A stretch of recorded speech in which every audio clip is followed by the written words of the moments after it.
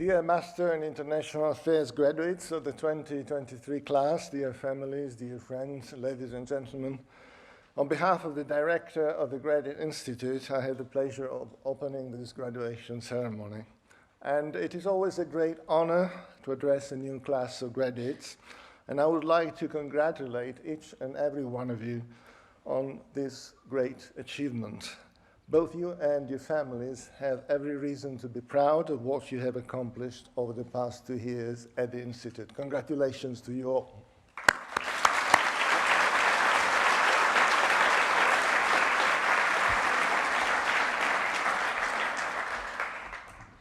Today is a day of celebration. There is much pride, much joy.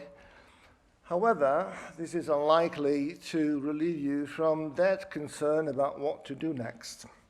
Some of you may already have a clear career pattern to go to or to return to, but even that, which is indeed a very nice prospect, must cause a little anxiety, as the future, by definition, remains unpredictable, let alone those who are still striving for making up their minds and do not quite know which path they will be taking. People often ask me what sort of advice I give to young graduates approaching or going back to the professional world. And here is what I'd say in the form of tips, or maybe just simple wishes, as you prefer. And the first one is this: accept change. Change is hard because it means, or at least it implies most of the time, stepping into the unknown. But maybe the really scary perspective is that of stepping into the known. Change can take very different guises. It can be due to profound transformation. The chrysalis turning into butterfly. We like to think it's for the better, but we don't really know. There isn't much that one should do about change but to accept it. Oftentimes, it is a terrible waste of time and energy to resist it. It is obviously quite difficult to change the world, but it remains a legitimate aspiration and occasionally even a reasonable prospect. At the very least, you can change your own world. In the words of Gandhi, you must be the change you want to see in the world. And that's what I would call to take change in your hands and direct it as much as you can. Open up options and realize opportunity, which brings me to the second wish. Realize opportunity. Education is the most powerful weapon which you can use to change the world. This very group is presented with so much opportunity. Please show in your future deeds and whereabouts that you are worthy of this education. Try and realize your opportunity. Take this moment as if it were a dawn full of promise of a sunny day. The world needs your help, your talent, your skills, and your education. Opportunity to make the world a better place with what you have learned here over the past 2 years. Opportunity to make a name for yourself. An opportunity also to represent the Geneva Graduate Institute. Maybe even the opportunity to help shape the international system in a different way. That's what we, the staff and the faculty of the Institute, have committed to in terms of energy, in terms of time. You are our best assets. Third tip or wish, have courage. One does not need to be born with courage. But I suspect we all have the potential for developing courage in our lifetime. Courage is about many different things. It is primarily concerned with choice. It can also be an instrument to achieve other qualities. It does take courage to be kind, to be true, to be merciful, to be generous, to be honest. It takes courage to think differently. Courage to invent solutions when there seems to be none. It takes courage to travel the unexplored path. Courage to think the unthought, if not the unthinkable. It takes courage to discover what others ignore. It takes courage to be free, and liberty always comes with a high price. It never is easy to stand up for one's principles and beliefs. Don't be trapped by dogmas. It takes courage to be critical about oneself and about the entrenched convictions one has come to develop. Most of all, however, and that's my fourth and last, I wish you to become a compassionate professional, someone capable of showing compassion both as a person and as a professional as well. Empathy is extremely important in professional context.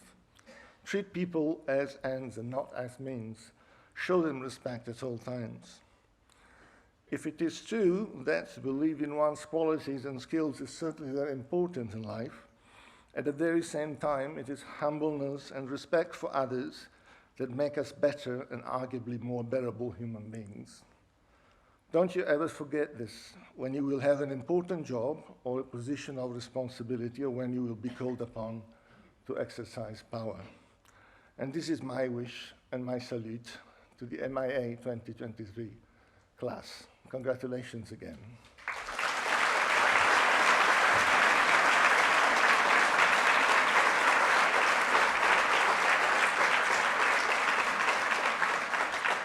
And now it is time to introduce the Master of Ceremony, who will skillfully and gracefully guide us through the ceremony. Ladies and gentlemen, please welcome Ms. Claudia Seymour, Head of Applied Research Project and Practice for the main program. Claudia, thank you.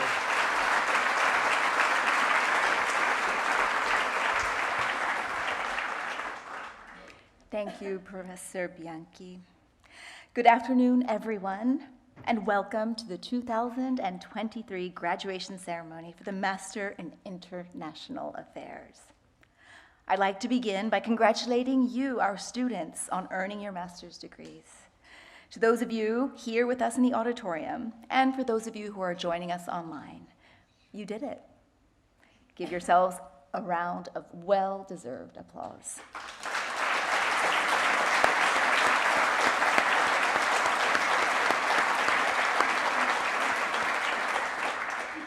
We must not forget to thank the multitudes of friends and family who have supported our students. Without you, today would simply not have been possible. To all of you who have supported our students from across the world, thank you.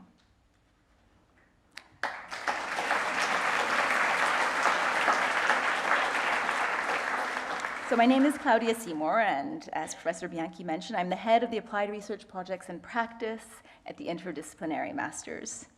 Today I will serve as your Master of Ceremony, and it is a true privilege for me to be sharing this special day with you.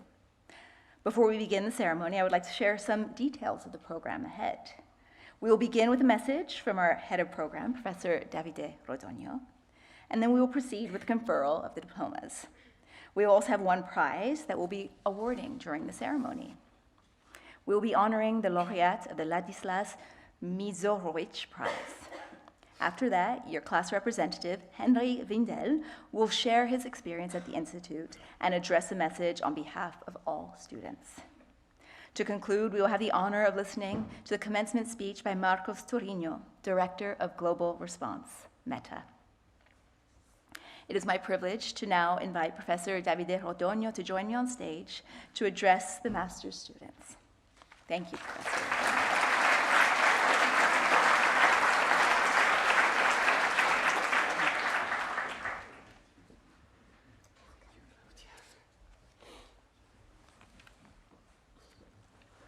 Dear families, dear colleagues, welcome. Dear students, I will say it in French, félicitations. I want to thank you personally for, if the Institute is changing, hopefully for the better, it is thanks to your inputs and insights. You triggered and sustained many of the changes that became reality. So this is a very, very personal thank you. Change is ingrained. It is a perpetual quest of any institution that claims to be and remain sound. However, it is not an easy quest. Some of us think of the myth of Sisyphus, at least those that took my classes. Others might think of Don Quixote, ditto. These analogies are not entirely wrong, and adapting to innovate is hard, but at the same time, As some say, that's the nature of the beast of our work, and quite likely the nature of the work you will shortly start. I hope you are leaving our institute with this idea of perseverance, ready to start again 1,000,000 times, if necessary. Resilient, you will be ready to fight the battles you believe in. You will be self-critical and constructive, ready to acknowledge your mistakes and the positive changes you contributed to enhance. But this year, my graduation speech revolves around something else, the notion of diversity, which, by the way, thanks to you and your cohort, is now part and parcel of the specialization of the new reformed MEANT program. So it's another way for me to thanking you all. I would like to read a letter that a very well-known filmmaker, whose identity I will not disclose, wrote to the New York Times on the 19th of November, 1993. So more or less 30 years ago, and please bear this in mind when you will leap to 2023, or when I will refer to tape, an object most of our students have rarely seen, touched, and even less used. The filmmaker responded to a letter sent by a reader of the New York Times on the 7th of November 1993, a few days before, which commented the death of celebrated film director Federico Fellini. I need to add a caveat. In the 1990s, this person was an enlightened, and I'm using this word with an awful lot of care, this person was an enlightened American citizen who dared to criticize the then dominating hegemonic government, economy, military force, and culture in the world. Today, that hegemony is no more, but the attitude this person criticizes in the letter, I will read just in a second, spread like a pandemic and is now a common attitude in a world where everybody thinks to be better or worse, to be superior to the others, which you might argue is a well-known pattern of violent and chaotic moments. So there I go. I will read this letter by this person. New York, 19th of November, 1993, to the editor of the New York Times. A letter entitled, "Excuse me, I must have missed part of the movie," published the week in review of the 7th of November, cites Federico Fellini as an example of a filmmaker whose style gets in the way of his storytelling and whose films, as a result, are not easily accessible to audiences. Broadening that argument, it includes other artists, Ingmar Bergman, James Joyce, Thomas Pynchon, Bernardo Bertolucci, John Cage, Alain Resnais, Andy Warhol. It is not the opinion I find distressing, but the underlying attitude toward artistic expression that is different, difficult, demanding. Was it necessary to publish this article only a few days Federico Fellini had died? I feel it's a dangerous attitude, limiting, intolerant. If this is the attitude toward Fellini, one of the old masters, and the most accessible at that, imagine what chance new foreign films and filmmakers have in this country. It reminds me of a beer commercial that ran a while back. The commercial opened with a black and white parody of a foreign film, obviously a combination of Fellini and Bergman. Two young men are watching it, puzzled, in a video store, something else that you don't know what is, you have never been in these places, while a female companion seems more interested. A title comes up. Why do foreign films have to be so foreign? The solution is to ignore the foreign film and rent an action-adventure tape filled with explosions, much to the chagrin of the woman. It seems the commercial equates negative associations between women and foreign films. Weakness, complexity, tedium. I like action-adventure films too. I also like movies that tell a story, but is the American way the only way of telling stories? The issue here is not film theory, but cultural diversity and openness. Diversity guarantees our cultural survival. When the world is fragmenting into groups of intolerance, ignorance, and hatred, film is a powerful tool to knowledge and understanding. To our shame, your article was cited at length by international press. The attitude that I've been describing celebrates ignorance. It also, unfortunately, confirms the worst fear of international filmmakers. Is this close-mindedness something we want to pass along to future generations? If you accept the answer in the commercial, why not take it to its natural progression? Why don't they make movies like ours? Why don't they tell stories as we do? Why don't they dress as we do? Why don't they eat as we do? Why don't they talk as we do? Why don't they think as we do? Why don't they worship as we do? Why don't they look like us? Ultimately, who will decide who we are? Martin Scorsese, thank you very much.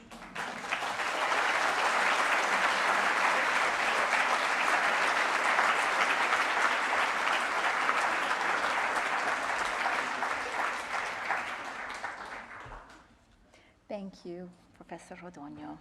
We will now proceed with the conferral of diplomas for the Master in International Affairs. We have Gabriele, who's going to do a simulation for all of you, just in case.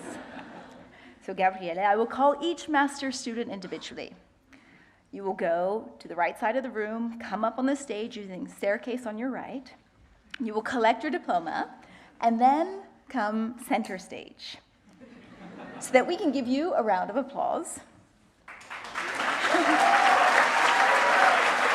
to congratulate you. Our photographer will take a picture of you, and then you can head back to your seat through the center stage staircase, going around the auditorium until you reach your seat. Thank you, Gabriele.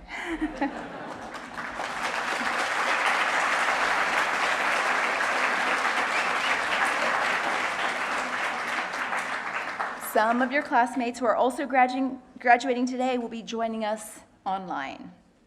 We would like to congratulate you as well, and I will call every graduating student, present or not, in alphabetical order, and we will each offer you a very well-deserved round of applause. If I may ask, directly at the end of the ceremony, that all students come onto the stage for a group photo. To make this happen, the photographer would kindly ask for the first 3 rows of seats at the front to be cleared so that he can take the photos. Are you ready? Yeah. Students, are you ready? Yeah?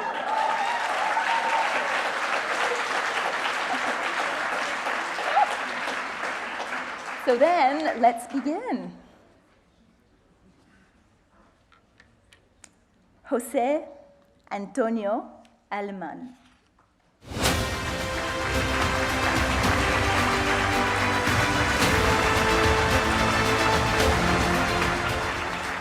Sara Aisha Amara.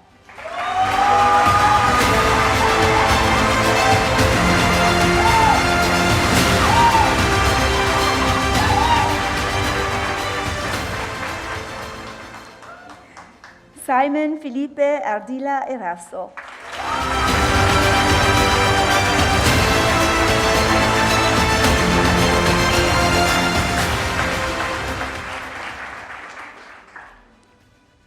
Alexander Babutid.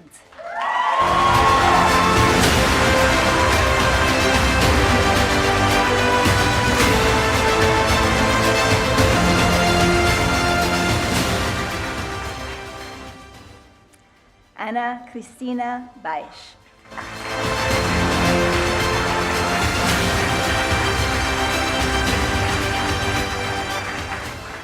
Huda Barug.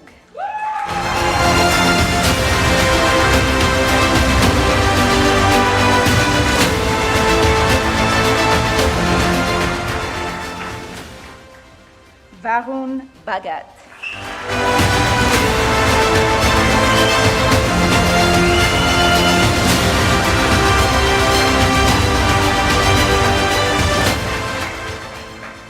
Claire Bogdani.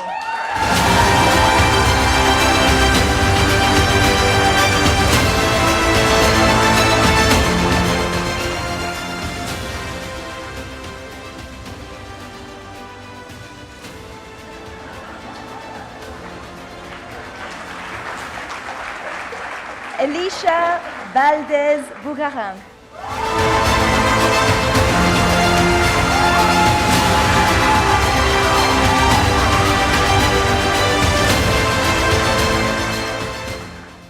Samuel Christian Bouol.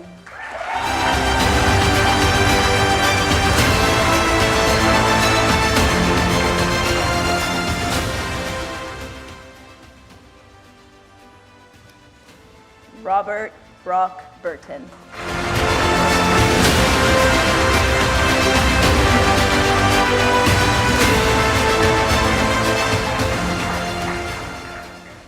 Sean Patrick B.T. Callahan.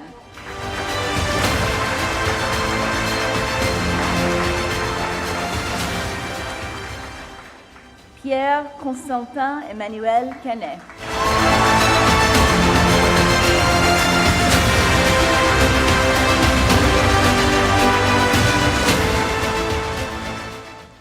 Ai-Jing Chow.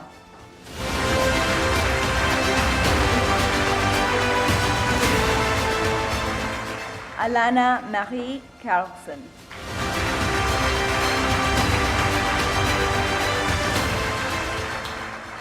Jing Chung.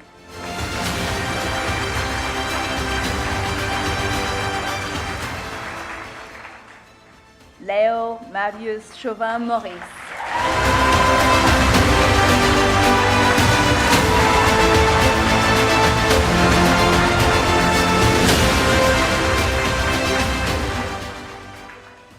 Ginevra Coda Nunziante.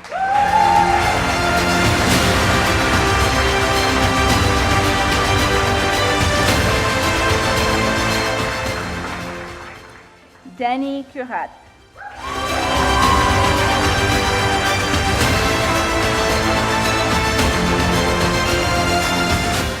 Matthew William Curie.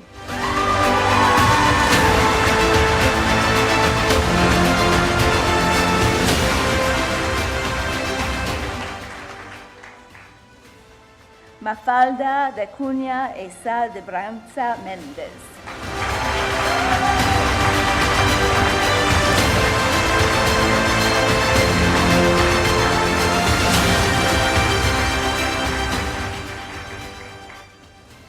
Julia Dabul Scortegagna de Medeiros.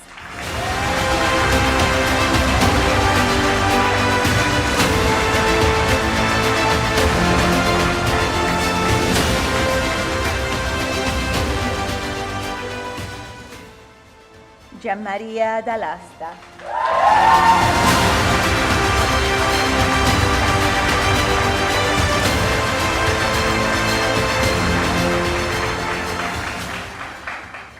Luis Fernando de Abreu con Peláez Molina.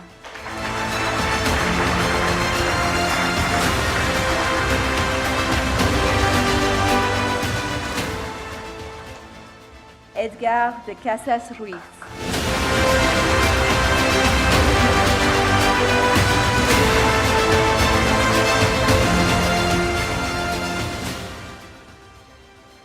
Nikita Dennis Joseph.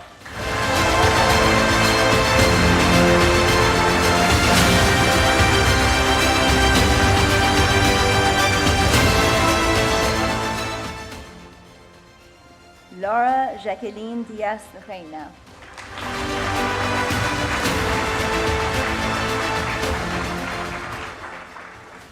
Alexandre Joachim Michel Diogo.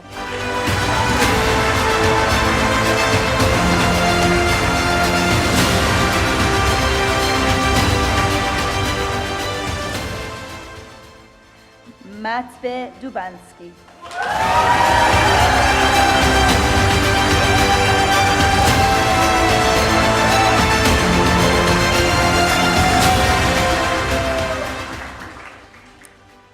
Clara Lina Juron.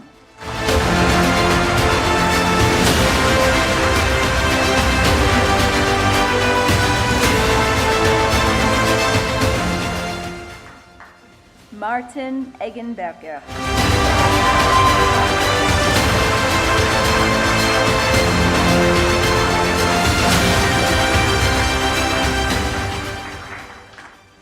Mona Elkman.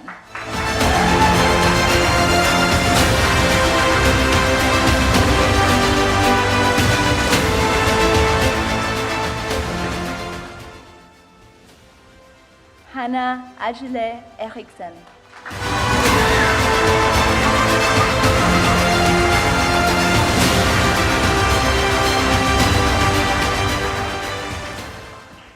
André Edlin.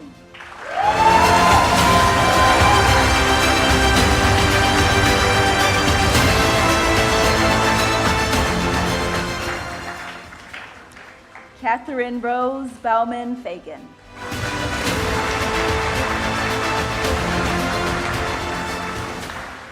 David Carroll Feuerbach.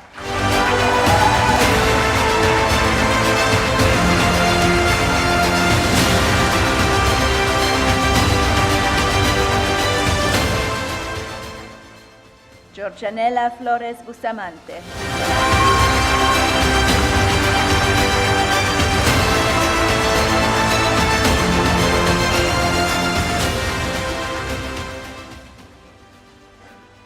Colette Joanne Fogarty.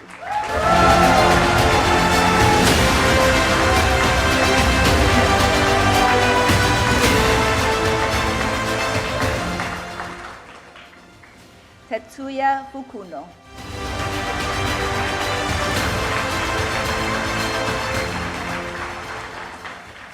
Margherita Garonzi.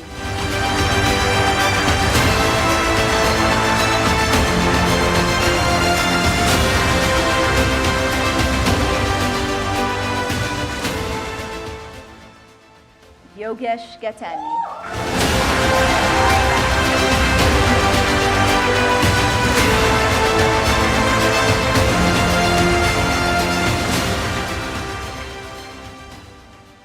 Sangeeta Madhukar Godbole.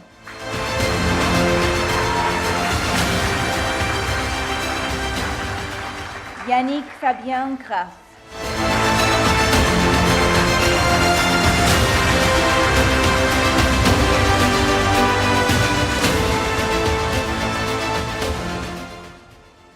Vincent Severin Stettenbauer.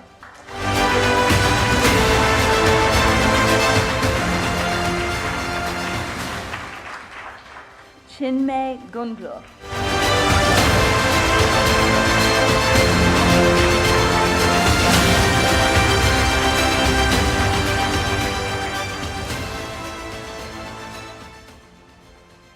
Stephen Andrew Richard Haig.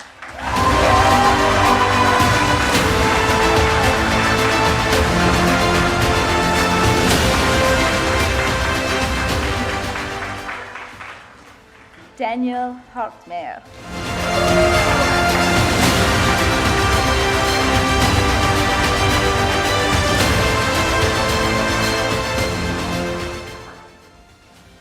Fatih Hamad.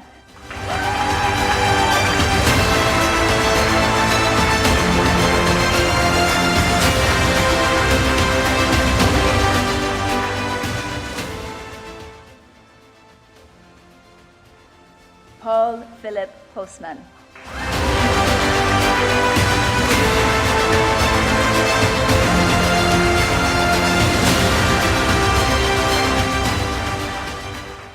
Namrata Hazarika.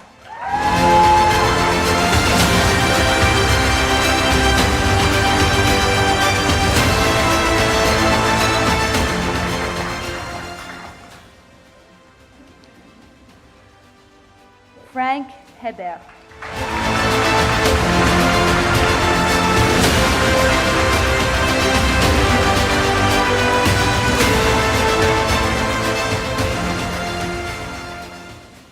Alena Helbling.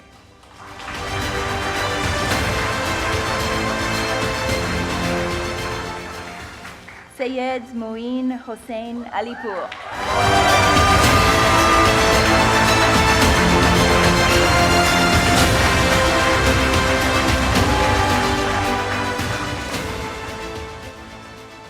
Nina Diana Hubert.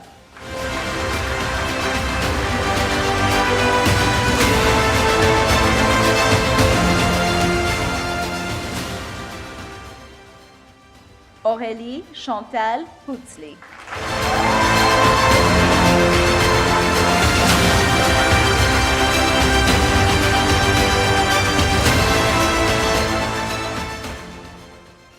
Casey Kamtoshi Ikeonu.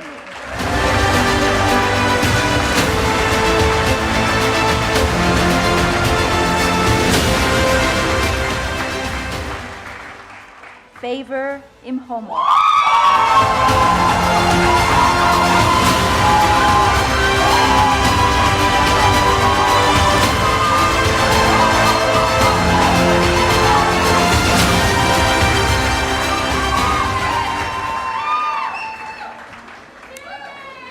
Daiki Inoue.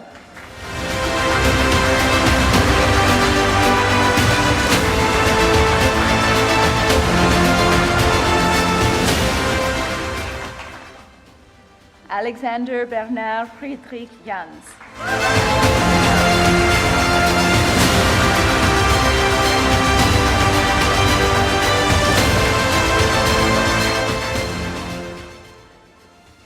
Sahil Jain.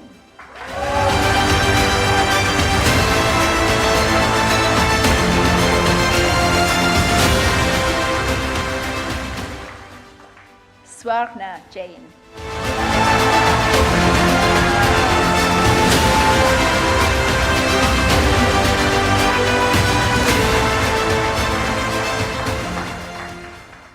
Benjamin Jobke.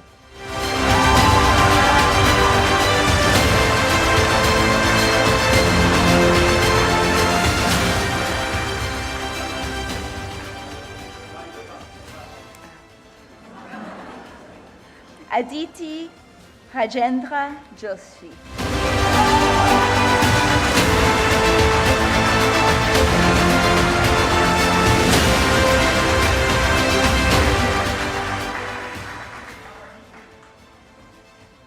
Vasiliki Kaidansi.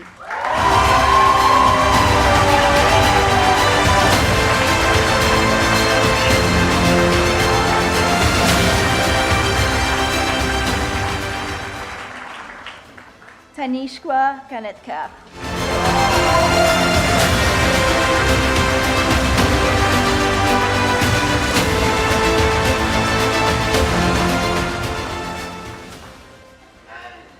Melissa Buquet-Kellis.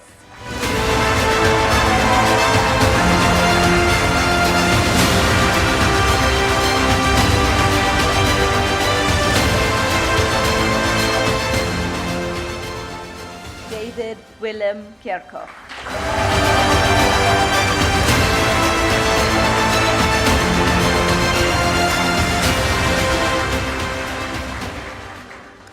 Salma Kai Ahmed.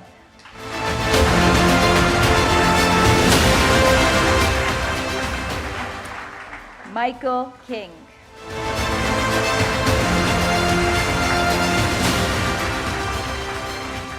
Dagan Kaylor Robertson Kingery.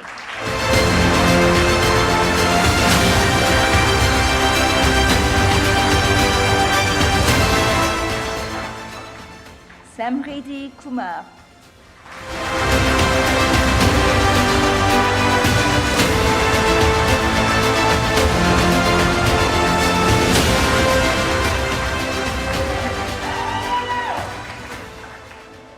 Leonard Ludwig.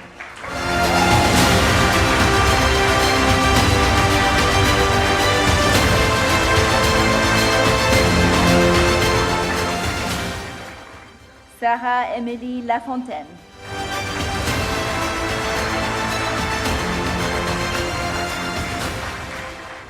Marie-Jean Kenneth Lamaker.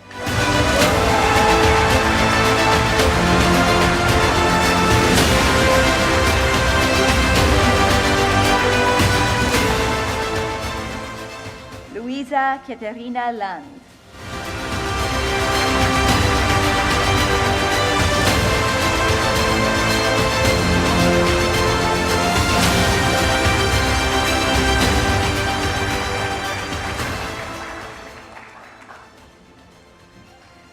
Jessica Lechuga Huerta.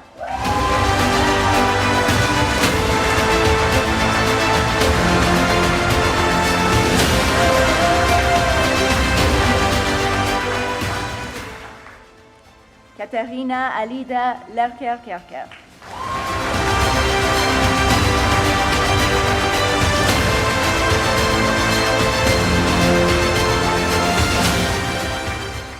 Maike Ledner.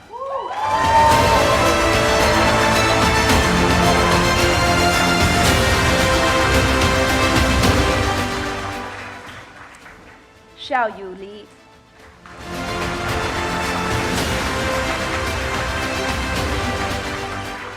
Yiling Li.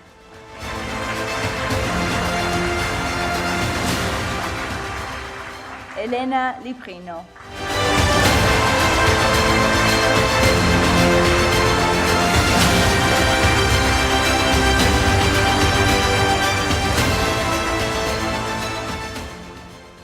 Maya Erica Ligchi.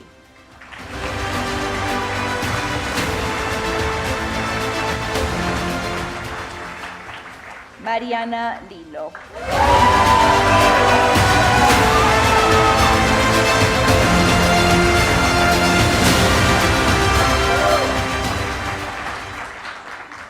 Zhiting Liu.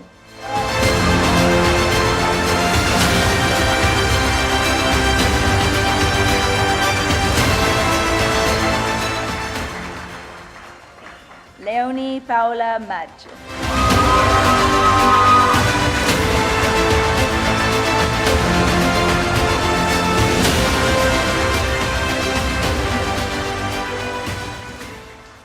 Pedro Mariano Martins Pontes.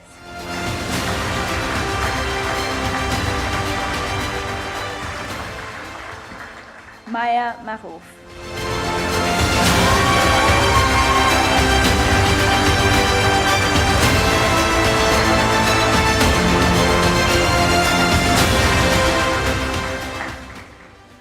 Flavian Mesh.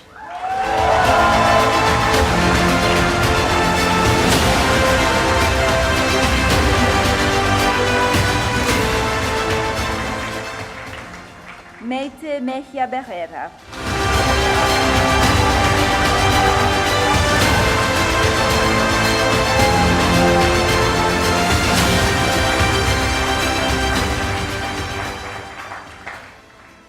Jessica Catherine Merriman.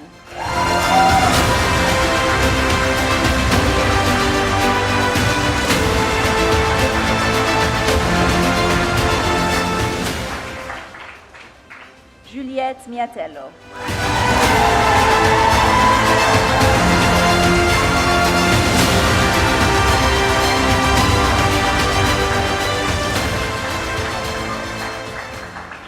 Leif Egan Rotterman Monet.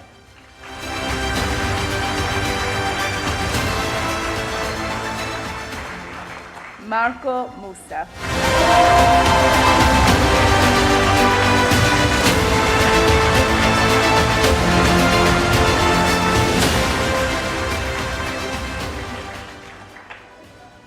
Cleopatra Elizabeth Miriantopoulos.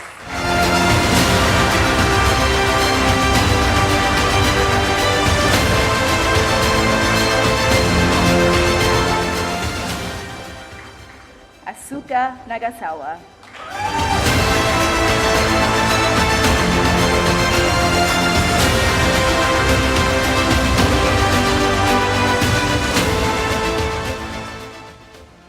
Dicha Nandi.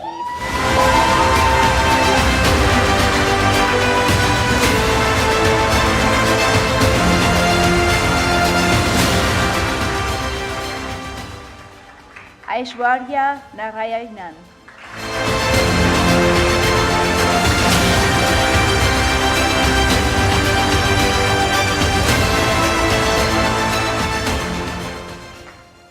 Abby Nicole Norman.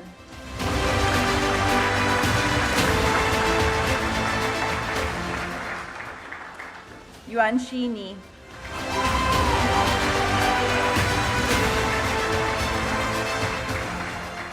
Noemi Clara Novek.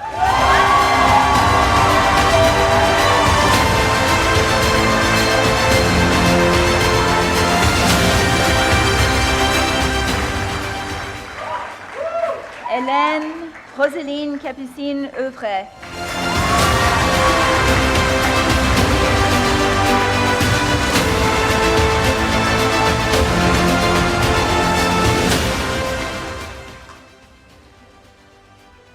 Celia Orozova.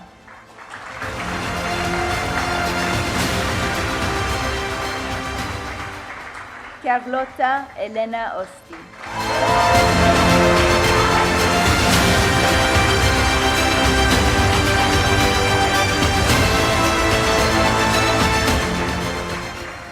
Sarah Osuga.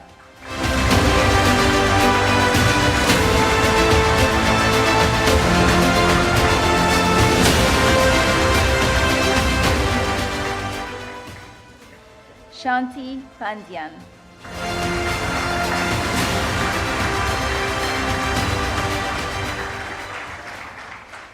Sunhwa Park.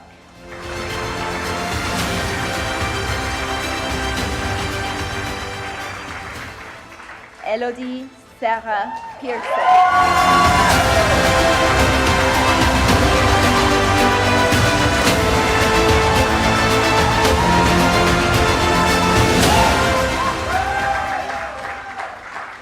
Patricio Daniele Perino Fontana.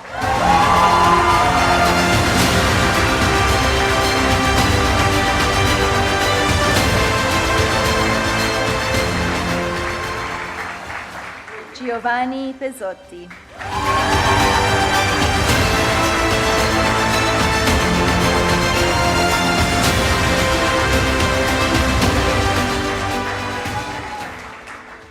Juan Diego Prado Torrealba.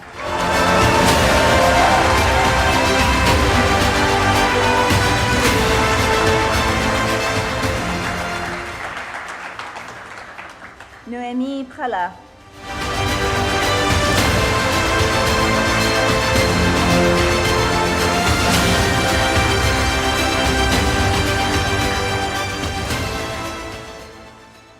Gabriel Kirchhoff Imhoff.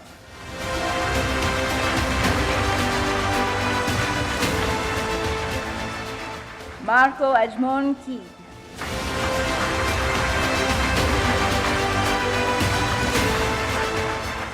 Maria Teresa Kindici.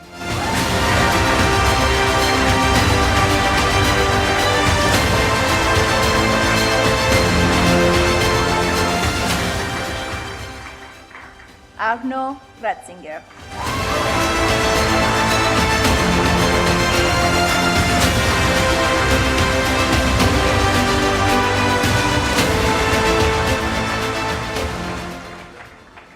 Cecilia Reiterer.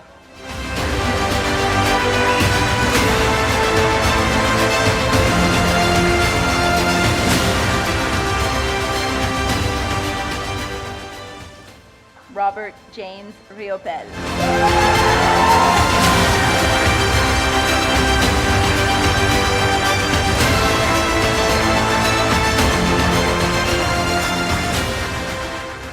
Rishika.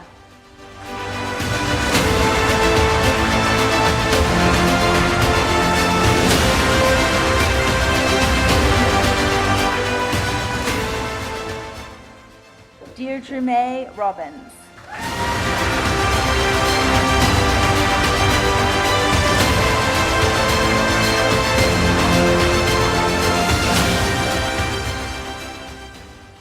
Vincent Rofi.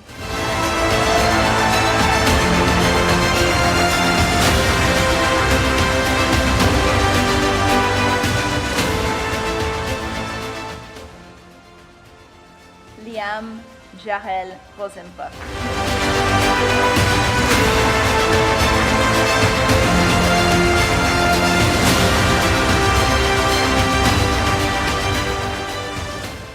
Savannah Page Roth.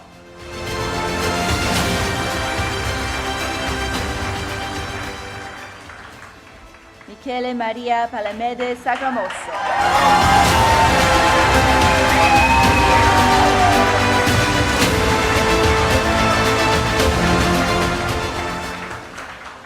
Anshu Saikia.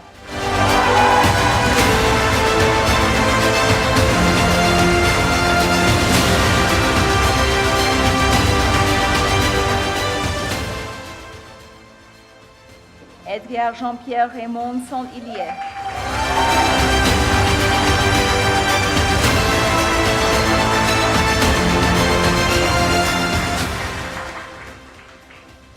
Commencement.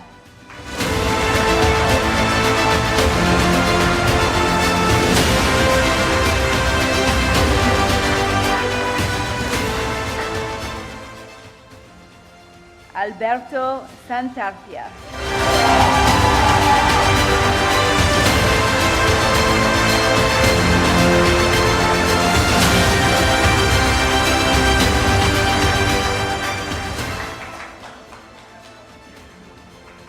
Sanika Santosh.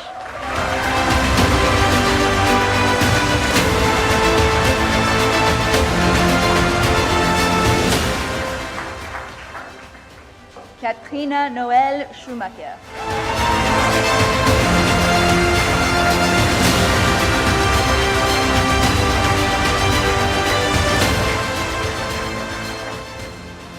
Medea Vanessa Segantini.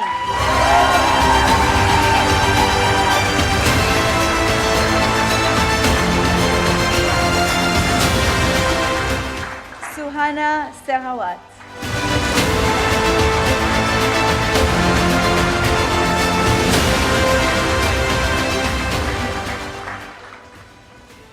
Kartik Sharma.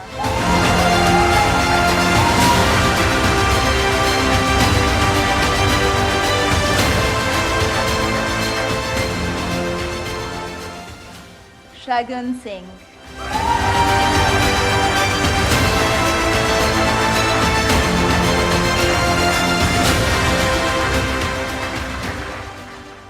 Adnan Soz.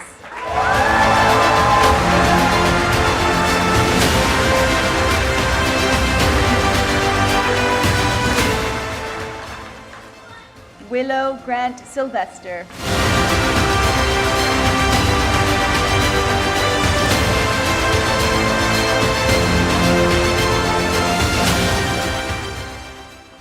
Martin Nicolaus Sos.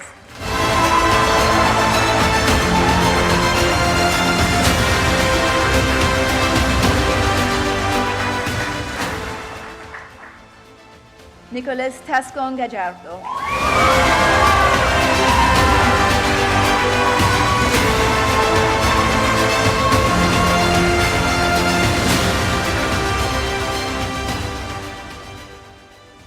Natalia Turnichev.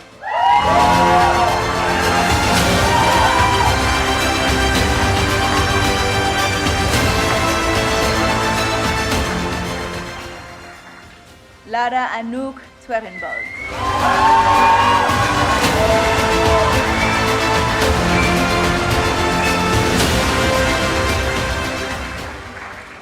Serena Clarice Go Yu.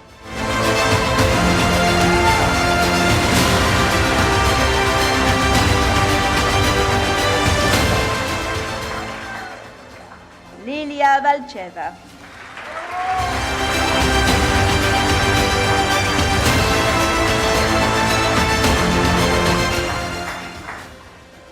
Tim Jan Tunis Van Doorn.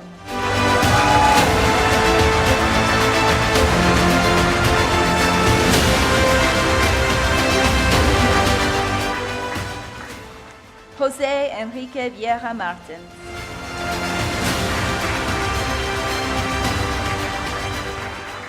Anders Trads Vienmos.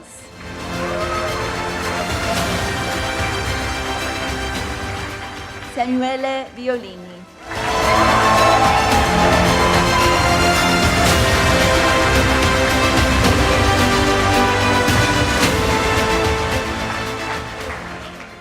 Agathe Richard.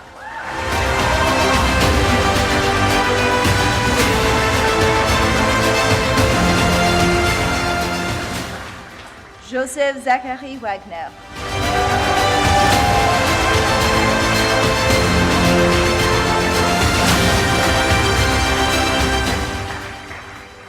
Paul Alexander Wedner.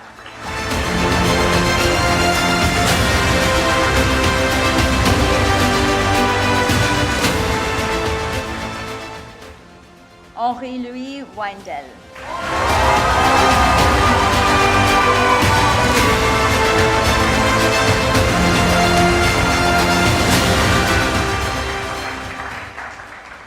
Alexandra M. Wenzel.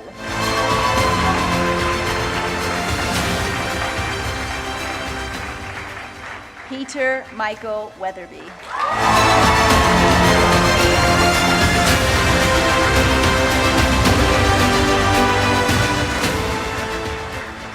Anmol Yagnik.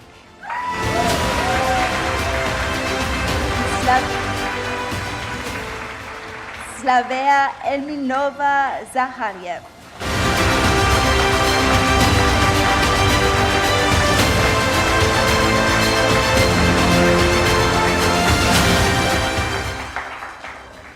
Tianxin Zhang.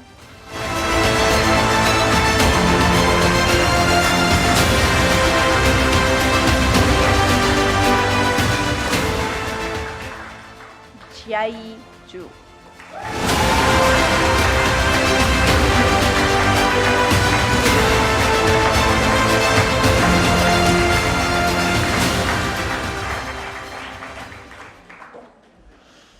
Congratulations to all.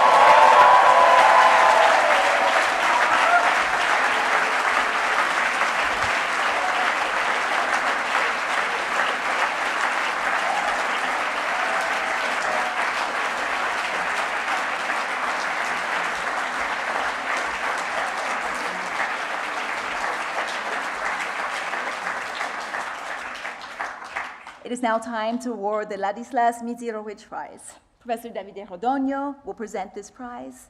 Might you please again join me on stage?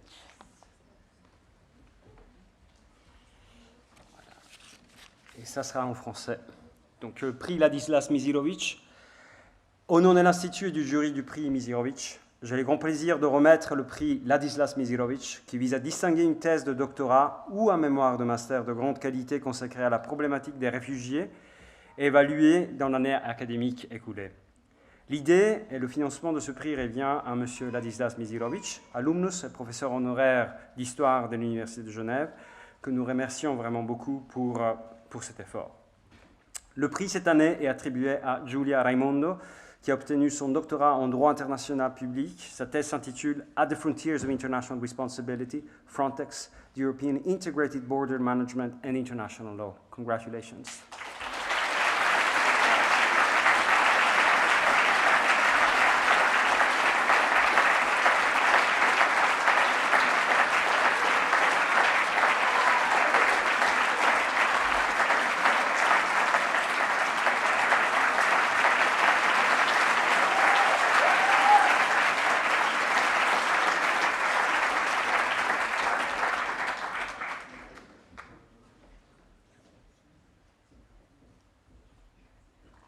So in a moment, your student representative, Henry Weindel, will be sharing a few words with you.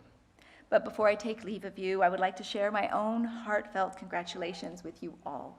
It has been a pleasure getting to know so many of you over the past 2 years. You have worked so hard, overcome great challenges, and seized the opportunities that have been presented to you. We have learned and grown so much together. As you enter this next chapter of your life, it is our hope that the knowledge and insights you gain during your time at the Institute will put you in the best possible stead as you do your work in the world. We wish you all success along the way and every happiness.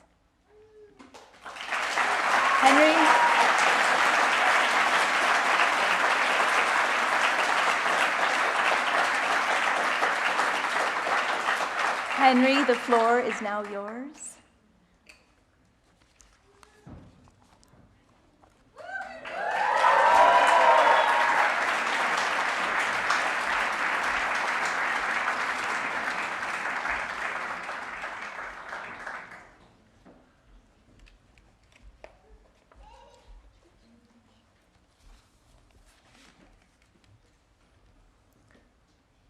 Wow, what a moment.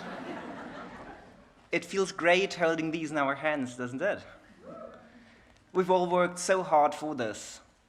We all remember our anxiousness before the statistics exam, long December nights in the library, and sleepless weeks before the master's thesis deadline. But we've made it. We are masters in international affairs. And this is an enormous achievement. But I think we'll know we might not have made it alone without the practical help and emotional support of our families, partners, friends, and classmates, without experienced mentors, school teachers, and our professors from undergrad, without the help of the institute professors and teaching assistants who didn't hesitate to explain us a thing for the 5th time if needed, without the help of the institute administration, who often did their utmost to accommodate our diverse needs, and of course, always supplying us with badly needed coffee and pleasantries from Benoit from the cafeteria.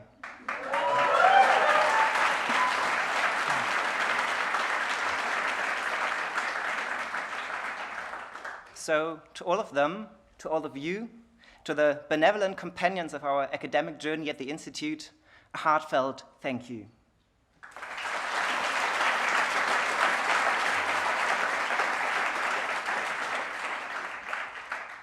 And now, we'll move on. Some of us will continue their studies, some will start a job, others an internship or embark on a PhD project. Some of us will stay in Geneva, some will move back home, and others will go somewhere new. Some of us know what their next steps will be, and some of us don't. We all know we do live in uncertain times. When we started our studies at the Institute, the pandemic was still in full swing. Wearing masks, classrooms with limited capacity, COVID tests, some vaccines recognized, others not. While that was still a thing, a major war broke out in Europe. A permanent member of the UN Security Council brutally attacked a neighboring country in what is blatant violation of international law. And beyond the horizon is looming the climate crisis, with its devastating effects becoming clearer and clearer. So yes, it is okay to feel anxious about our personal and about the global future. But we also have good reasons to feel confident. Since 1927, this institution has brought students from all over the world together and enabled them to understand the state of the art of international affairs.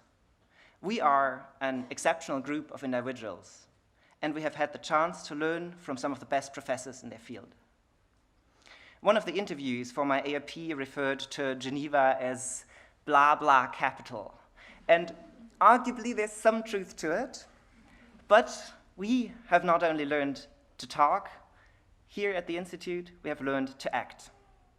The unique position of the Institute, firmly rooted in Genève Internationale, has enabled us to discuss and work side by side with practitioners from the UN system, from diplomatic missions, and from NGOs. Yes, these long, dark Geneva winter days filled with exams, papers, deadlines, they were exhausting. And there were these moments when we looked at ourselves in the mirror and we looked at the faces of our classmates and we thought, I am tired, we all are.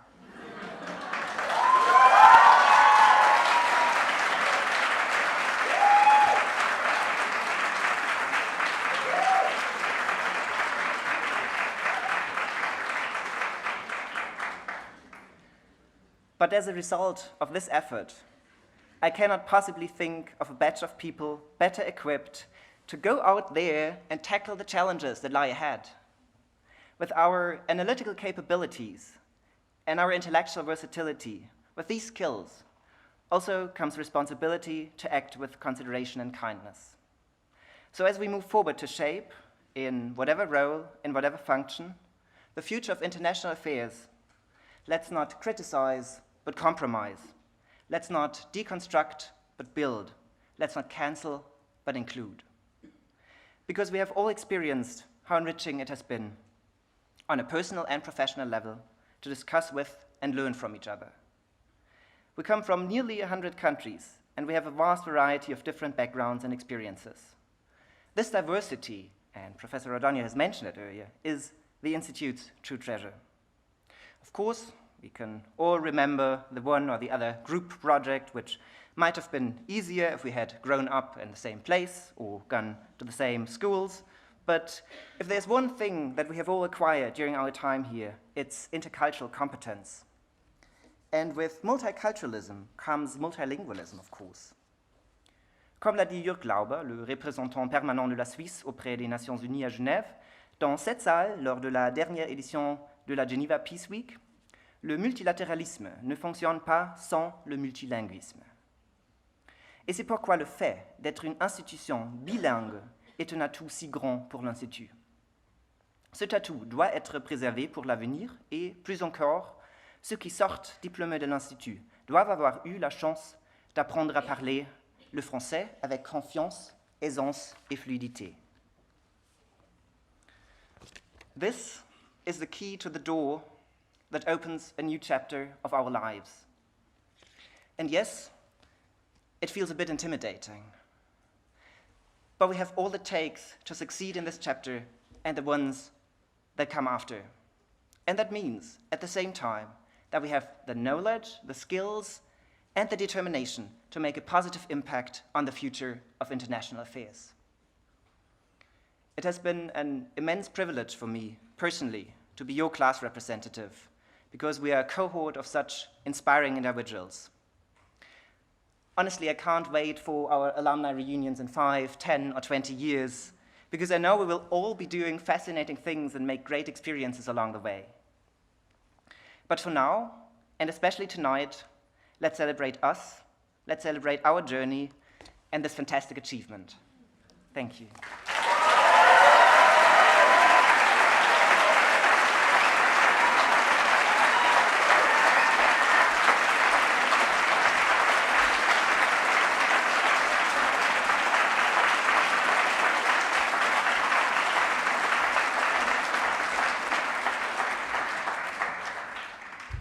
Thank you very much for this, Henry. And it is now time, ladies and gentlemen, to present the commencement speaker. And it is my great pleasure to introduce to you Dr. Marcos Tourinho. Dr. Tourinho is Director of Global Response at Meta, a position of high responsibility and prestige.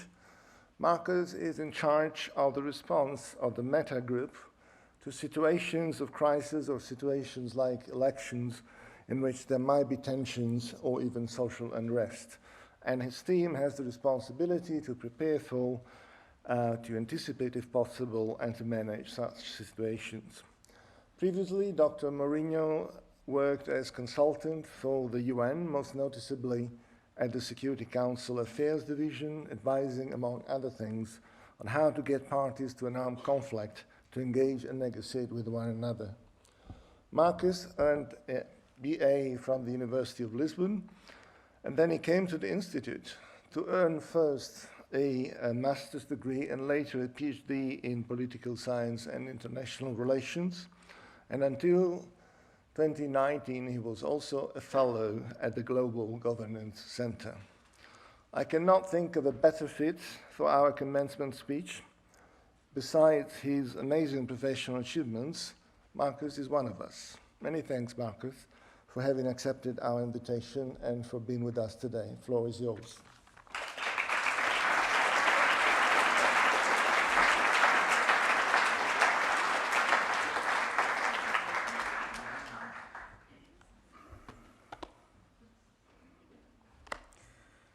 Good afternoon. It's great to be here. I wanted to begin, of course, congratulating you, the class of 2023, for finishing the master's and graduating today. I've been there, and I know how great it is to celebrate this achievement with family and friends and colleagues. So congratulations and enjoy the party. Thank you to the Graduate Institute for inviting me. It's really a big honor to be here for me. I spent so many years at the Institute in many capacities, and it's great to come back to contribute in a different way. I also want to thank my teachers who are here. I have 2/3 of my thesis committee present in the first row here. So Professor Rodonio, who was in my thesis committee, and Professor Biestecker, who advised me way more than on my PhD thesis. And a lot of what I'll talk about here comes from him as well. I'd like to think I'm a bit young to give commencement speeches and career advice to people. It's been only 8 years since I graduated from my PhD here at the Institute. But I think maybe that's exactly the point. I think I can maybe give some reflections that are more closer to what you're experiencing right now, a bit more immediately useful. So that's what I'll try to do here. I first joined the Graduate Institute from Bahia in the northeast of Brazil for the same reason you all did, which is to kickstart an international career driven by a desire to have some sort of positive impact in the world. So the immediate consequence of that goal is that the big question facing you now and facing, I guess, so many of us, is how do we help to solve global challenges, having a productive career, and living a fulfilling life all at the same time? So what I'll speak about today is exactly those three things: global challenges, productive careers, and fulfilling lives. So my job did not exist when I started my master's, and it was not so long ago. So as Professor Bianchi said, I work at Meta, the company that builds Facebook, Instagram, WhatsApp. It has more than 3 billion people using those apps every day. And my team is responsible for anticipating, managing, and preparing for situations in which tensions are elevated. So elections, war,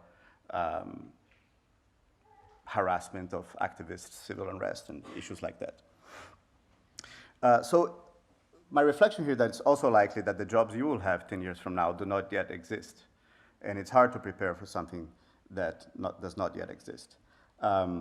I think the speed of technological progress that we're facing right now in artificial intelligence, but also in genetic research and other areas, are likely to be transformational in every aspect of our lives.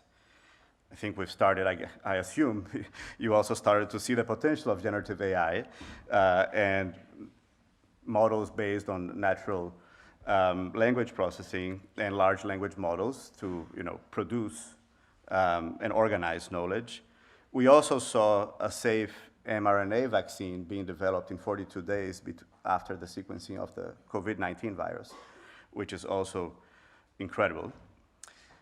Yet, as with most technological transformations, it isn't obvious that those will benefit everyone or benefit anyone, for that matter. In practice, new technologies need to be integrated and made to work within the framework of our societies. And there are many, many possible approaches and difficulties in figuring that out. Climate change, as was just mentioned here as well, is of course happening right in front of us and is likely to accelerate. It is increasing already the number of natural disasters, floods, droughts, fires, changing agriculture, forcing populations to move. And adaptation, we don't know how successful, but in any case will take time and cause a lot of harm along the way.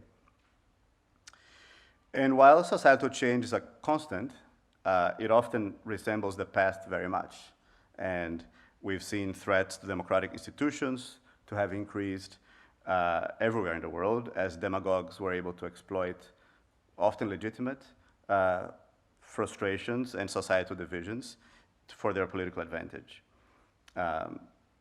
Old issues like unequally distributed prosperity, weakened political institutions, poverty, corruption, many of the topics that were here on the screen today, violence, public safety, these have all shaken the foundations of the social pact that underline the liberal order. And everywhere in the world, decline in traditional sources of authority, including political parties, the press, have led to greater societal fragmentation and a breakdown in long-standing norms and consensus. Finally, also really present here, the Russian war in Ukraine is really the culmination of a major degradation of global norms related to armed conflict. And it is truly exceptional to observe a great power initiate a war of aggression and attempt to annex a neighboring state. But the truth is conflict violence never really ceased to be a major problem. And the recent events in Sudan, the series of military coups in sub-Saharan Africa, they demonstrate that long-standing conflicts remain unresolved and large populations continue to live with its consequences. The bottom line here is that the world has plenty of problems to solve. And these problems are located all over the world. You don't need to be in Geneva or in New York to solve them. They require a diverse range of backgrounds, abilities, skills, interests, just like we see in this room. Like many of you, I initially thought I would probably leave the Institute and move quickly to a sort of classic career at an international organization, the UN or something like that. And the plan started to change when the Institute created a fast track to a PhD program. And I went to talk to Professor Biestecker about it. And he gave me a piece of advice that I think is helpful for everyone. He said, very honestly, if you start a UN career now, it will take a very long time until you have some influence. And you'll probably get bored along the way. If you do a PhD, you have the authority of expertise to have more direct influence earlier in your career and not get bored.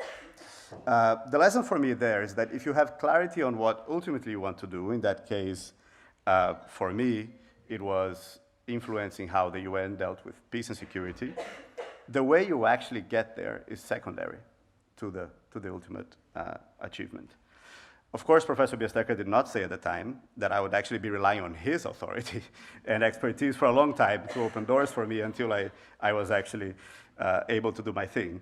But the truth is that this approach led not only to my PhD, but a long collaboration on these topics, a book, numerous journals, articles, and long consultancies with the UN, exactly on the topic that I was originally interested in working, which was how to resolve conflicts and incentivize parties to engage in negotiations. So with my PhD well underway, a friend with whom I had worked in Brazil started floating the idea of founding a School of International Relations in Brazil. We were not very satisfied with what was there. And this was never a career plan for me, but it sounded exciting. Creating a place for excellent research and teaching would enable a whole new generation of students to have a good impact in the world. So let's do it. So we convinced FGV, which is a leading Brazilian research university, to fund it. We got the regulatory approvals, hired the rest of the faculty, and got it started. And earlier this year, the first undergraduate cohort graduated from this school. And what I mean to say here is that by that time, none of these alternative career paths were really mutually exclusive. I was writing a PhD on one topic, a book on another, co-founding a School of International Relations, and doing a series of consultancies on the side. And they all sort of reinforced each other. So my advice here is to keep your options open, and if possible, take more than one option at the same time. You can decide later which one you prioritize.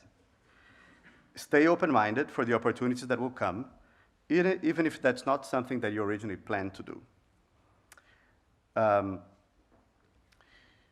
While every move you make will open some doors and close others, try to choose the option that will leave most doors open so that you can defer the ultimate decision of what you want to do. And because the reality is that our careers are never what we plan, first because the world changes, and second because we change. So you might as well be open-minded from the beginning and avoid the stress. And finally, I want to say that many of the conditions that determine what career options you have are already decided, either by you or by others.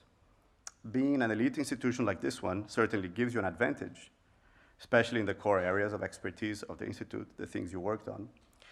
But of course, where you were born, the languages you speak, what passports and visas you can get, your appetite for risk, where you choose to live, how much effort you put into your job, and many more other factors will determine what opportunities will be available to you and which will not. Furthermore, your preferences and what success looks like is likely to change over time. Whether you prefer to live abroad or stay close to the family, if you want to have kids and how much time you want to spend with them, how much money you think you need, are all critical factors to make career choices, and they will all change over time. So how best to integrate life and work is something that each person needs to figure out, and figure out again and again and again over time. At each decision, some doors will open, others will close, and in this reality, being open-minded, honest, and kind to yourself really matters. To conclude, in my view, the career is a balancing act, and difficult trade-offs are inevitable, but you have a lot going in your favor. The Graduate Institute has almost 100 years of experience producing talent to solve world challenges. The diversity here should make you feel at home in the world and teach you about the importance of empathy and having a diverse global perspective to resolve big challenges. You're all well positioned to understand and help to solve the world's most serious problems, including those that don't even exist yet. So as I mentioned above, problems are plenty and well distributed globally. And I wish you the best of luck as you try to figure them out. Thank you.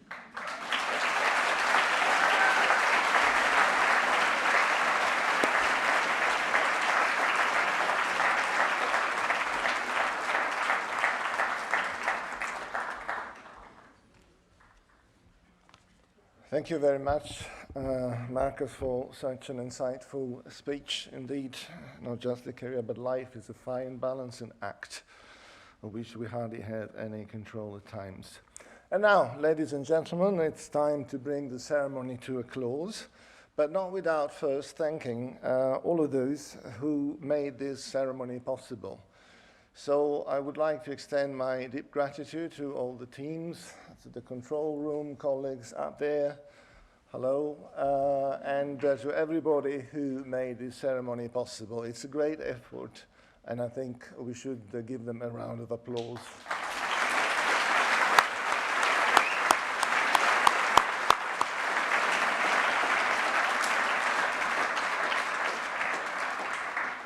Once I leave the stage, I would ask you to bear with us for a couple of more minutes because we are going to watch a short video clip prepared by our alumni office, because that's who you are now. No longer students, but alumni. And then after that, we can proceed upstairs for a cocktail and to continue our celebration. Thanks to all in attendance. Congratulations to the 2023 class, and goodbye for now.